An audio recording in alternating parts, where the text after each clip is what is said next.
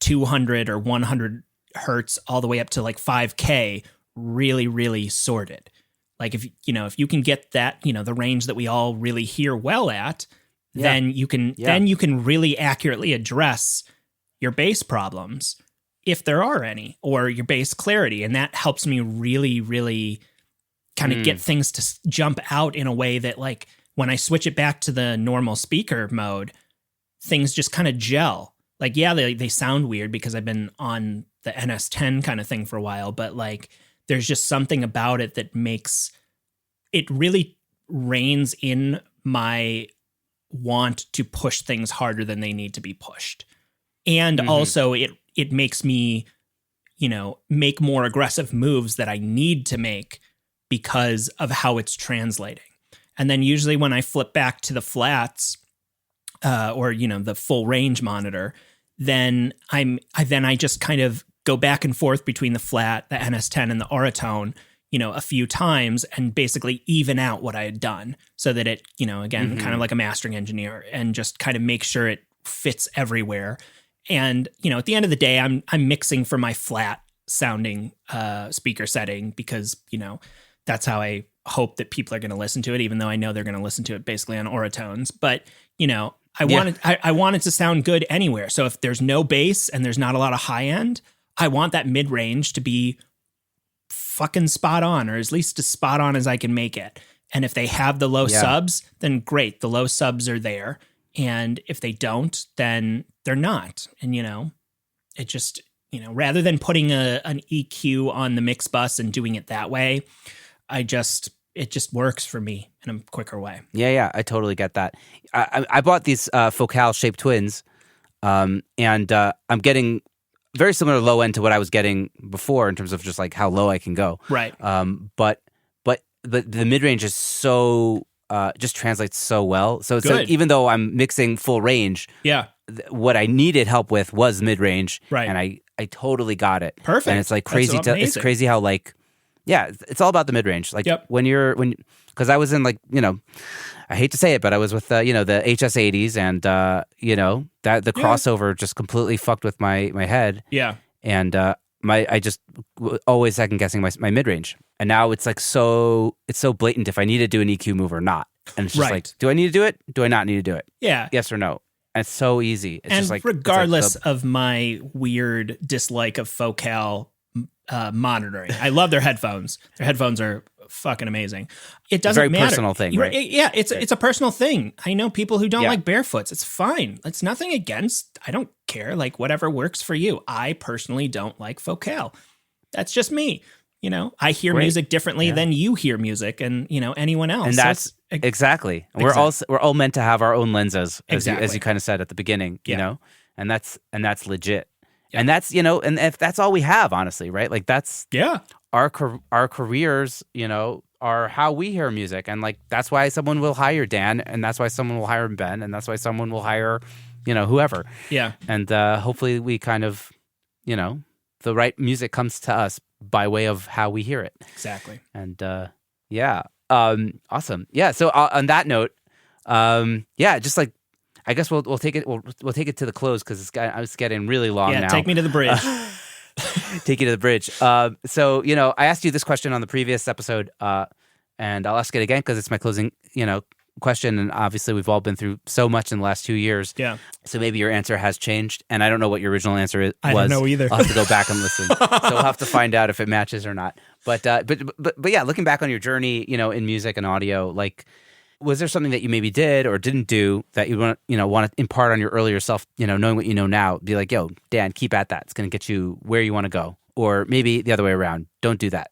Dan's holding you back. So I get asked this question actually a decent amount.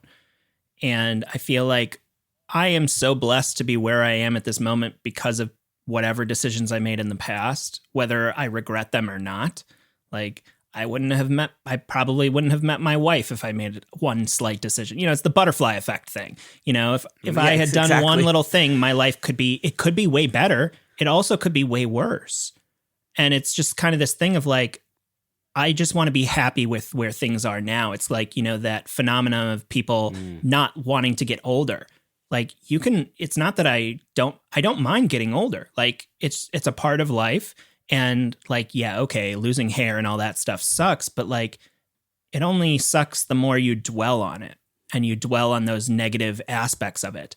That being said, yeah, if I could go back in time and the only changes that I would ever make is to focus on things that truly made me happy and not put so much time and effort to try and please other people.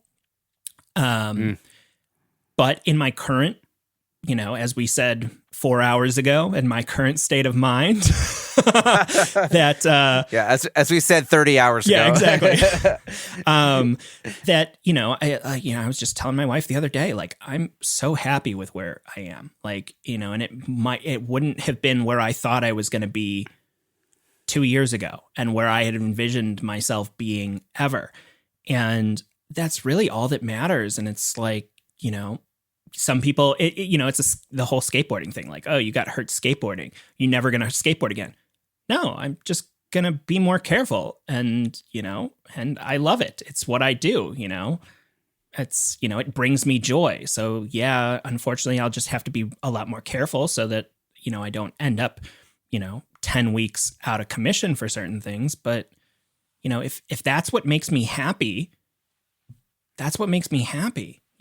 Some people like playing Magic the Gathering, or some people like, whatever, it doesn't really matter. Yeah. It's just like, life is short, and, don't dwell on getting older, but just try and make the most of it and do the things that you love, and like focus on the things that you love, as, assuming that they're the things that you love aren't murdering people or harming animals or exactly, shit like that. Of course. But, like within reason. That goes without saying on this podcast. You know what I'm saying? Well, I feel like in this day and age, we have to preface everything. But right, that's true. But yeah, so I mean, like, that's the big thing. That's what I would encourage to anyone is like, your goals are reachable depending on how hard you work and your work ethic.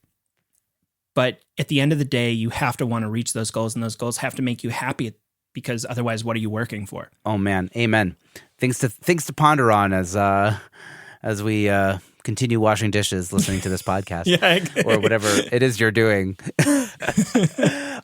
Yeah, that's awesome, dude. Thank you for sharing that. Yeah, of course. And I think I think what's it's so easy to get caught up in the rat race and just like, oh, the hustle game, like we were talking about at the beginning. Yeah. And just like, okay, I need to do this, I can do this, I can do this, and blah, blah, blah. Okay, wake up, do another, rinse, repeat, blah, blah, blah, blah, blah.